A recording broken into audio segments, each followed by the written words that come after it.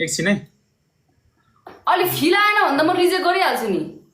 अलि फिलमा मलाई स्पेशल बनाउनु नत्र हुन्न हुन्न भनेपछि अर्को हे गर्ने होइन क्या हे नगर धेरै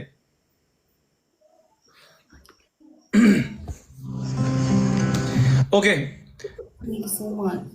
टिभी चुप लागेर बस्छ गोस्ट तिमीले फर्स्ट टाइम मलाई थाहा छ टिकटकमा रिक्वेस्ट तिमीले पठाएको नि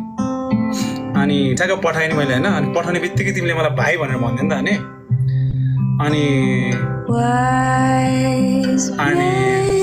मलाई चाहिँ अलिक कस्तो भएको थियो भन्दाखेरि को केटी रहेछ राम्री छ हेर्दाखेरि सानै छ उमेर मलाई किन भाइ भने जस्तो लागेको थियो क्या मलाई अनि त्यो फर्स्ट म्याचमै एकजनाले रेकर्ड गरेर हाल्दैछ है मर्नु भाइरल गएछ त्यो पछि यो केटी को रहेछ भने मलाई सर्च गर्न सुरु गरेको होइन जति स्क्रोल गर्दै गयो नि उतै नै उत्तौली भेटाएँ क्या मैले तिमीलाई उत्तौली भेटाएँ क्या अति नै जति स्क्रोल गर्छु उति नै उत्तौली भेटाउँछ है कस्तो क्या उत्तौली है यो केटी त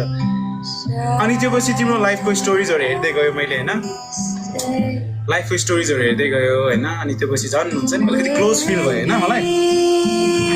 अनि रिसेन्ट टाइममा झन् बोल्दै गइसकेपछि झन् हुन्छ नि कस्तो खालको फिलिङ्स आयो भन्दाखेरि चाहिँ ओ माई गड लागि हुन्छ नि यो केटी त मान्छे नि राम्री रमाइलो त्यत्तिकै मेन त मेहनती छ एकदम कन्फिडेन्स अनि मलाई चाहिँ ठ्याक्कै त्यस्तै खालको बुढी चाहिरहेको थियो क्या अनि त्यही भएर गोस्ट है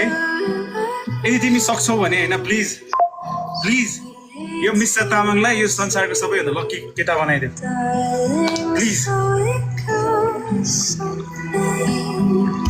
यस सर नो लक्की केटा बनाउने कि नबनाउने मलाई अब हाहा थिच्ने होइन है अब हाहा थिच्ने होइन उडाइदिन्छ गाई जसले भने अब हाहा थिच्ने होइन त्यहाँ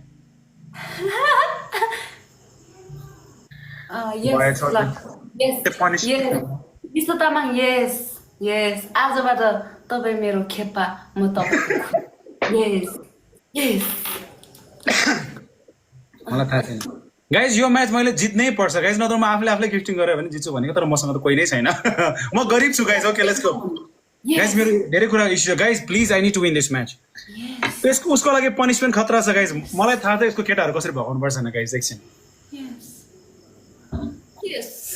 यस्तो फिलिङको साथमा